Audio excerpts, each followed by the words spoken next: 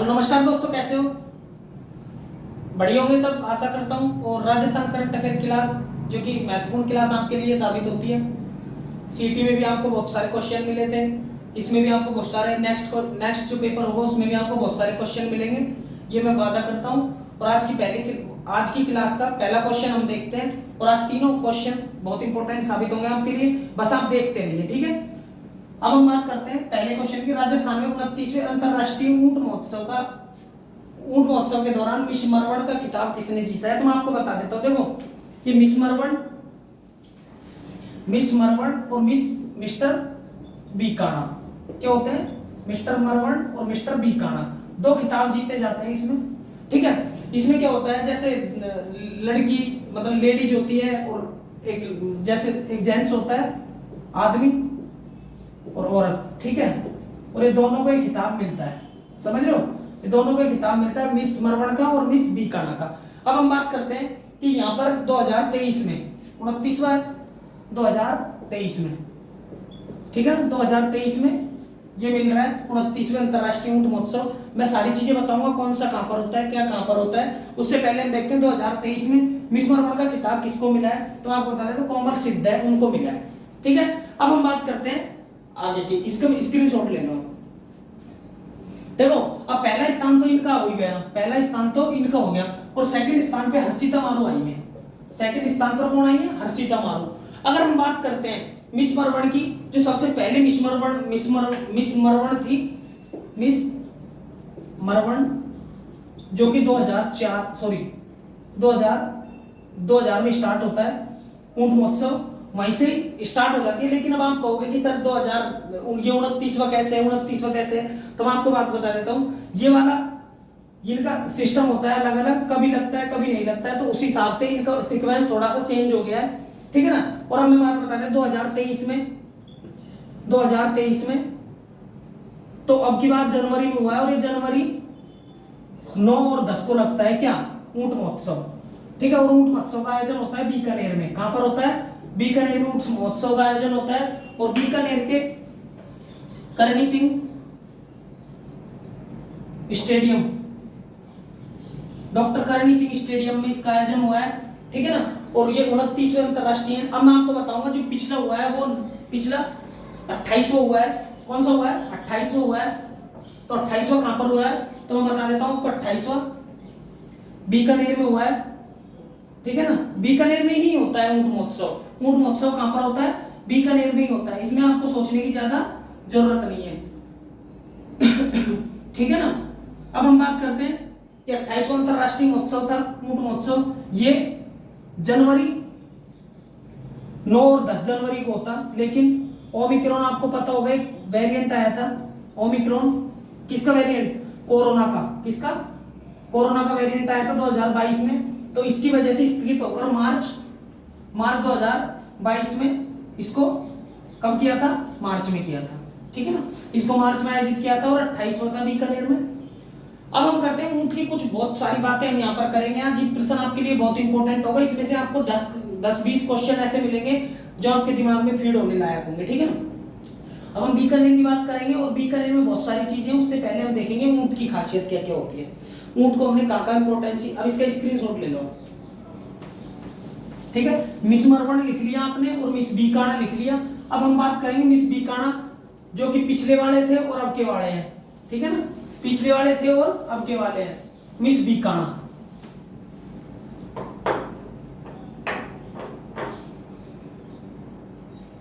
ठीक है ना। तो रविंदर जोशी है। कौन? रविंदर जोशी। तो रविंदर जोशी मिस्टर बीकाणा चुने गए हैं, मिस्टर बीकाणा, ठीक है ना। 2023 में और 2022 के अशोक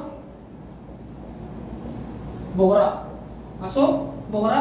जो कि ये बीकाणा चुने गए थे 2022 में, ठीक है।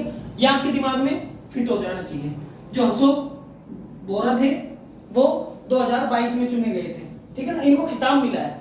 अब हम देखो कुछ महत्वपूर्ण बातें करते हैं ऊंट को लेकर। किसको लेकर? ऊंट को लेकर। अब ऊंट महोत्सव मैंने आपको बता दिया कहां पर मनाया जाता है, बीकानेर में मनाया जाता है, ठीक है। अगर हम बात करते हैं कि थार महोत्सव की बात करेंगे तो थार महोत्सव जैसलमेर में मनाया जाता है। थार महोत्सव जैसलमेर नहीं, बाड़मेर है। मरु महोत्सव है बीकानेर, मरु महोत्सव बीकानेर है, और थार महोत्सव कहां पर है? बाड़मेर में। अब हम बात करते हैं किसकी? अब हम बात करते हैं हाथी महोत्सव। तो हाथी महोत्सव, वैसे हाथी दिवस कब मनाते हैं?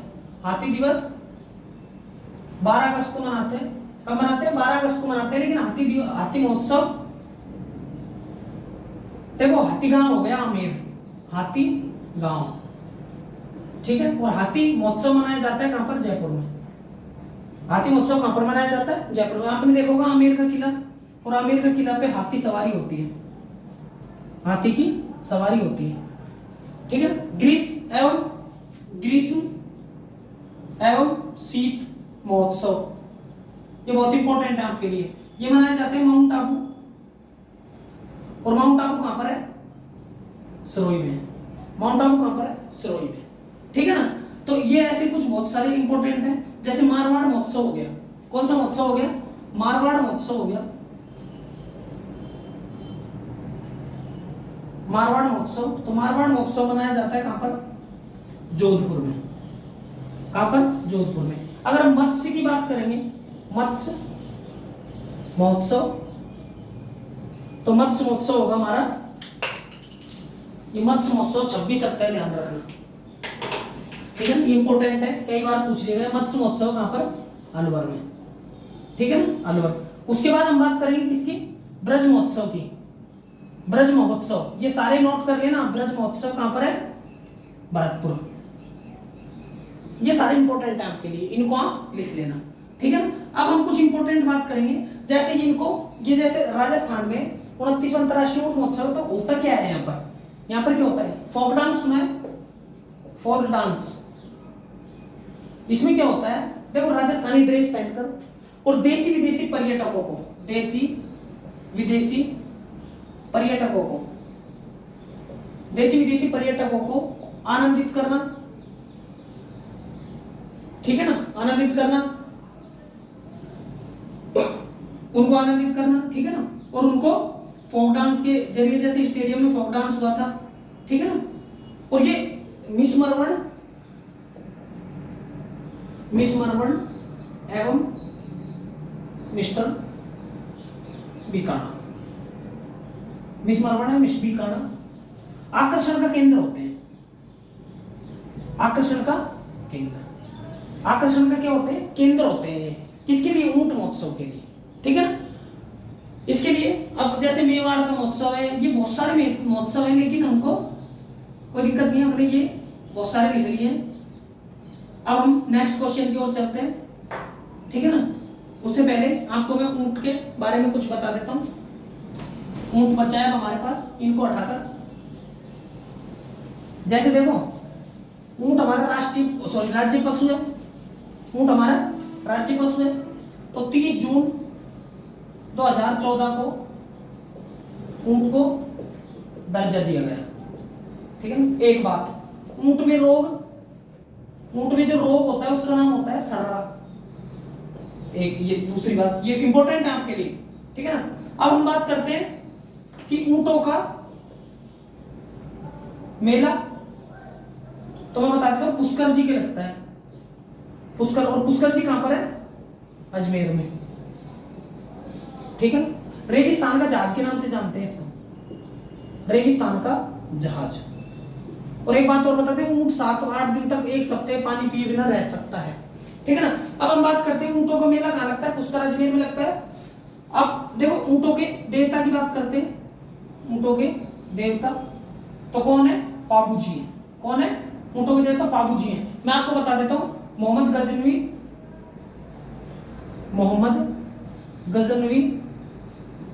गजनवी से ये ऊंटों के देवता पाबू जी लेकर आए थे और इसीलिए इनको ऊंट लाने का श्रेय भी है। एक सबसे इंपॉर्टेंट चीज है जो उस्ता कला है, ठीक है। जैसे मैंने राजस्थान की बहुत सारी कला बताई है, थेवा कला हो गई, काष्ठ कला हो गई, ठीक है। जैसे थेवा कला प्रतापगढ़ की प्रसिद्ध है, ठीक है। उसके बाद काष्ठ कला है हमारी चित्तौड़गढ़ बस्सी की, ठीक है। उसी तरीके से जो उस्ता कला है ऊंट की खाल पर, ऊंट की खाल पर चित्रकारी, ठीक है, ऊंट की खाल पर चित्रकारी की जाती है। और जो इसके अलावा और क्वेश्चन बनता है, इसके अलावा अगर और क्वेश्चन बनेगा इसमें तो इससे ज्यादा क्या बनेगा, मतलब थेवा कला हो गई, सॉरी उस्ता कला हो गई, ऊंट पर चित्रकारी हो गया, 30 जून हो गया, ऊंट के रोग हो गया, ऊंट का मेला हो गया, ऊंटों के देवता हो गए, बाबू जी, ठीक है ना। अब हम बात करेंगे नेक्स्ट क्वेश्चन की, तो आप इसका स्क्रीनशॉट ले लो।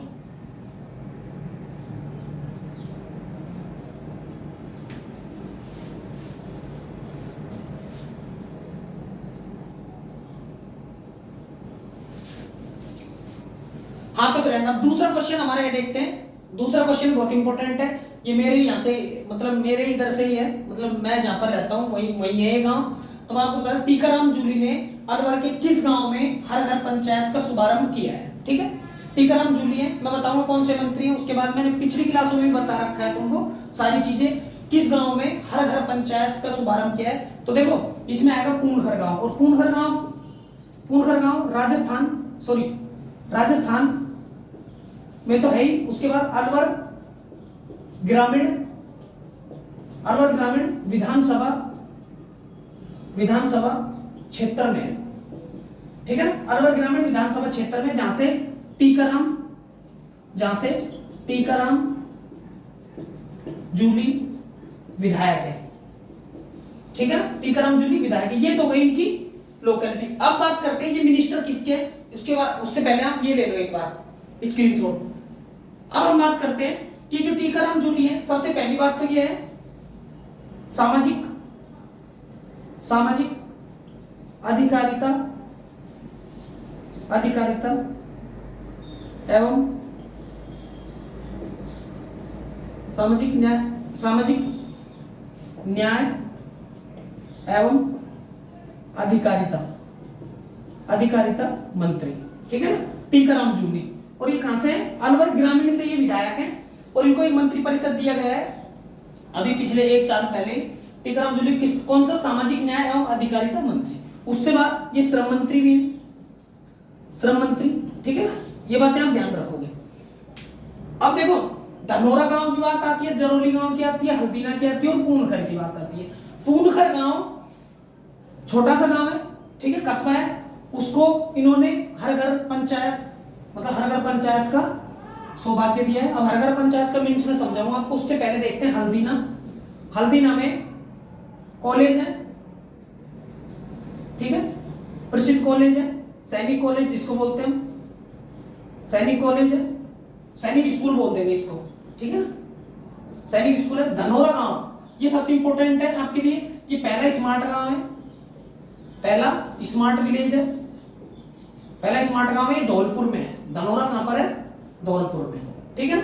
उसके बाद हम बात करते हैं जरौली, ये राजस्थान का पहला खेल गांव है। कौन सा गांव है, खेल गांव। अब हम कुछ महत्वपूर्ण गांवों की बात करेंगे, लेकिन उससे पहले हम देखते हैं ये हर घर पंचायत का मतलब है घर घर जाकर लोगों की समस्याएं सुनना, लोगों की समस्याओं का समाधान करना। और ये पूरे राजस्थान में पहले ही यहां पर स्टार्ट किया, सबसे पहला कहां पर किया, पूर्णखर, जो कि अलवर का एक छोटा सा गांव है। मतलब घर घर जाकर लोगों की समस्याओं का समाधान करने के लिए पहला घर घर पंचायत का शुभारंभ किया। अब हम बात करेंगे कुछ इंपॉर्टेंट चीजों की, तो आप इनका स्क्रीनशॉट ले लो।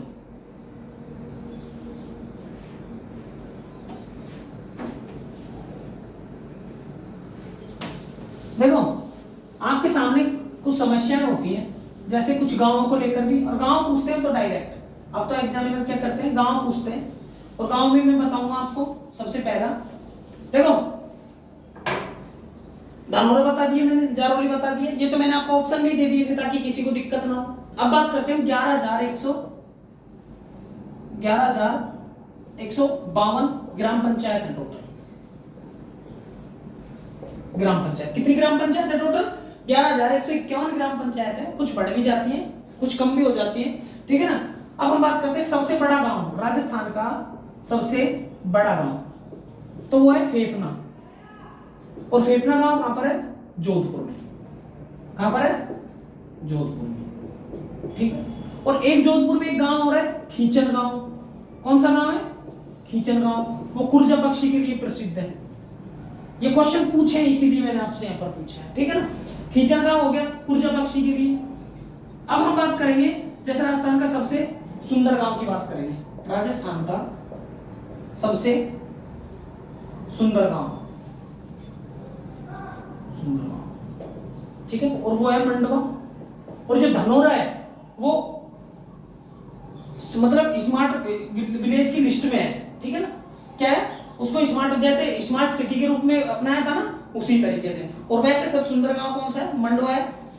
ठीक है ना, अब हम बात करेंगे राजस्थान में सबसे बड़ा गांव भी हो गया तुम्हारा, ठीक है, फेफना। यार मैंने फेफना गलत तो नहीं लिख दिया, फेफना मैंने हनुमानगढ़ लिखना था, हनुमानगढ़। ठीक है, जोधपुर में तो क्या है? फलोदी है। जोधपुर में तो फलोदी है जो कि सबसे गर्म गांव है, गर्म, सबसे गर्म जगह है। ठीक है, ये चीज ध्यान रखोगे। मैंने गलत लिख दिया, सबसे बड़ा फेफना गांव जो हनुमानगढ़ में है। अगर पहला पहला पहला चिरंजीवी स्वास्थ्य कार्ड को, स्वास्थ्य बीमा कवरेज करने वाला पहला वो है नरसाना, और वो कहां पर है? जालोर में। वो कहां पर है? जालोर में। एक नरसाना गांव है जो चिरंजीवी स्वास्थ्य बीमा को कवर करने वाला पहला गांव बन गया। ठीक है ना, अगर हम पहले गांव की बात करते हैं, पहला जैविक गांव, पहला जैविक गांव तो है दादिया और जयपुर में। आपने एक जयपुर में गांव सुना होगा भालोजी, और आपने एक जगह सुनी होगी भड़ला, भड़ला गांव भी है, भड़ला भी सुना होगा, और भड़ला आपने जोधपुर में सुना होगा। ठीक है ना, अगर हम सौर ऊर्जा संयंत्र की बात करते हैं, सौर ऊर्जा संयंत्र तो कहां पर लगाया गया? पहला भालोजी में। अगर हम बात करते हैं सौर पार्क की, सौर ऊर्जा पार्क सबसे बड़ा, तो वो कहां पर है? बड़ला, जो कि जोधपुर में। और बालोजी कहां पर है? जयपुर में। ठीक है ना, ये सारे गांव हैं आपके लिए, ये सारे गांव है इंपॉर्टेंट। ठीक है ना, अब हम बात करते हैं कुछ इंपॉर्टेंट गांवों की। ठीक है, इनको आप स्क्रीनशॉट ले लो, इसके बाद मैं आपको नेक्स्ट क्वेश्चन बताऊंगा।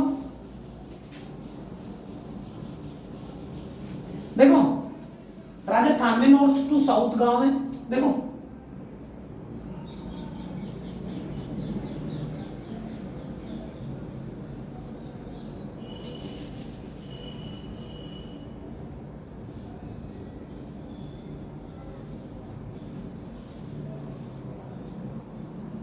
ठीक है ना, अब राजस्थान में देखो नॉर्थ टू साउथ गांव है। देखो ये तो ईस्ट हो गया, ये नॉर्थ हो गया, ये वेस्ट हो गया, और ये साउथ हो गया। अब मैं बात बताता हूं, जगमोहन का पूरा ये कहां पर है? धौलपुर में। कहां पर है? धौलपुर डिस्ट्रिक्ट में जगमोहन का पूरा एक गांव है, उसका वो सबसे अपना पूर्वी गांव है, सबसे पूर्वी गांव है। ठीक है ना, समझ में आ गई? सबसे पूर्वी गांव है। अगर हम बात करते हैं कोणा गांव, तो कोणा गांव कहां पर है? श्री गंगानगर में। अगर हम बात करते हैं बोरकुंड की, बोरकुंड तो यह है बांसवाड़ा में। सबसे दक्षिणी गांव, और एक छींच गांव और है, छींच गांव, जिस पर से कर्क रेखा गुजर रही है। ठीक है ना, उसके बाद बात करते हैं कटरा, जो कि सम तहसील का एक गांव है जैसलमेर में। बहुत सारे गांव हैं, ऐसे लिखवाएंगे ना सारे, बहुत सारे गांव हैं जो अपनी अहमियत मतलब अहम भूमिका रखते हैं। ठीक है ना, आज तो आप इतना ही कर लो, उसके बाद हम नेक्स्ट क्वेश्चन की ओर ले चलते हैं आपको।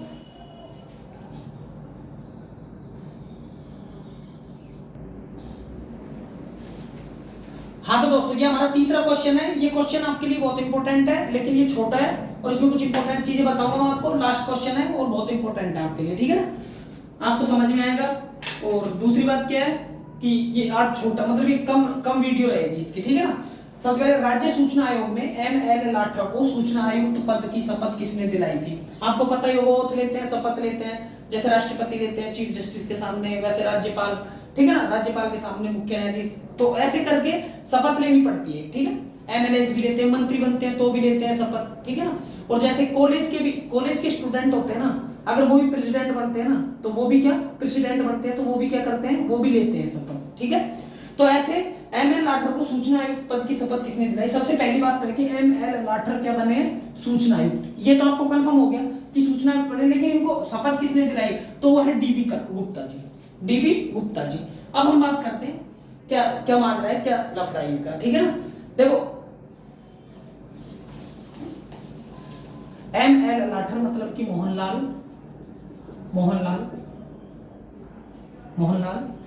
लाठर, ठीक है ना। ये 1989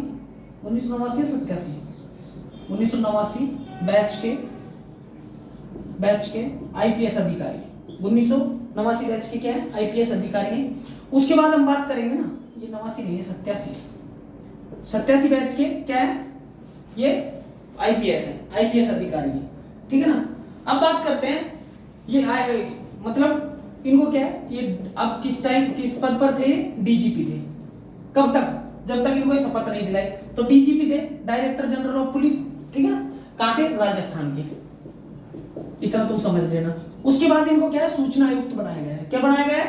सूचना आयुक्त बनाया गया है, और इसकी शपथ दिलाई है डीबी गुप्ता ने। अब हम बात करते हैं कि इनको शपथ कौन है, ये किस पद पर है? तो ये क्या थे?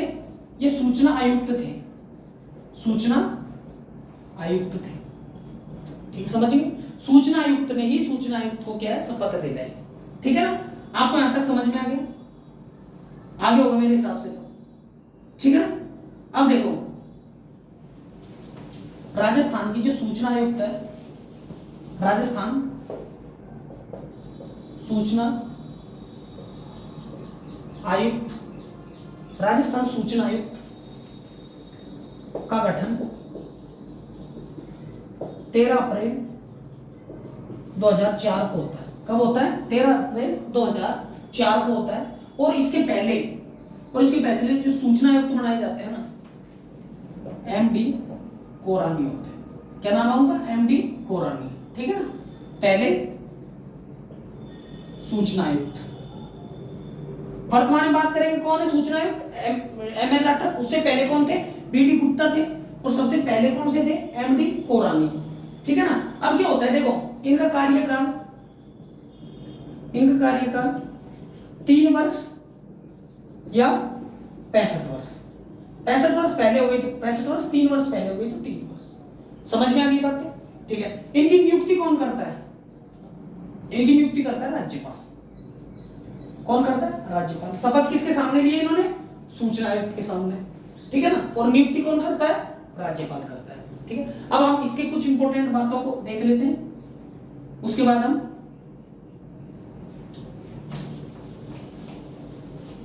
वर्तमान में राजस्थान के चीफ जस्टिस, राजस्थान हाईकोर्ट के चीफ जस्टिस कौन है?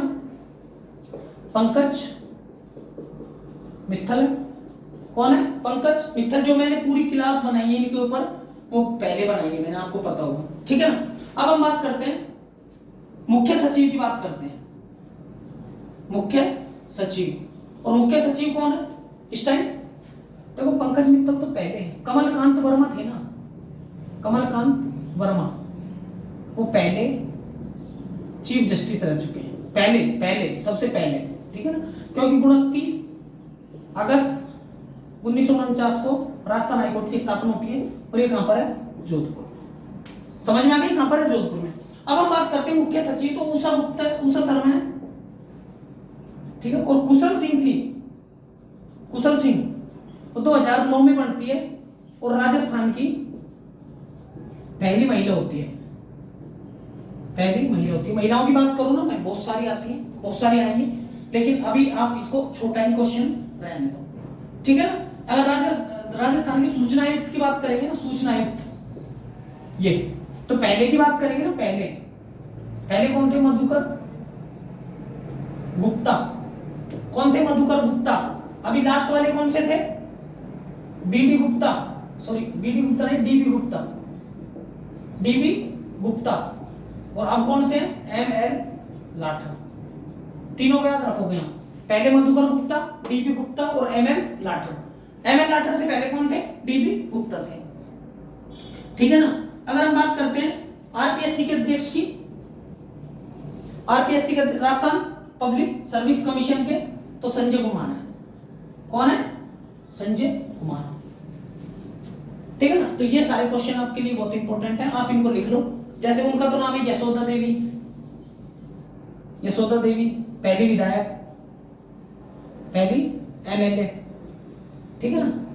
उसके बाद पहली सुमित्रा सिंह है, सुमित्रा सिंह एमपी। तो ऐसे बहुत सारे क्वेश्चन है, इनमें बहुत सारे क्वेश्चन है। पहली सीएम की बात करूं, पहली सीएम, तो पहली सीएम राजस्थान की बात करूं तो वसुंधरा राजे, वसुंधरा राजे। प्रतिभा देवी सिंह पाटिल, प्रतिभा देवी सिंह पाटिल, उनका सीकर से संबंध है, जो कि भारत की पहली राष्ट्रपति बनी है। उनका संबंध कहां से? सीकर से। आज का क्वेश्चन हम यही समाप्त करते हैं। आप इनका स्क्रीनशॉट ले लो, ठीक है ना। Tata bye bye.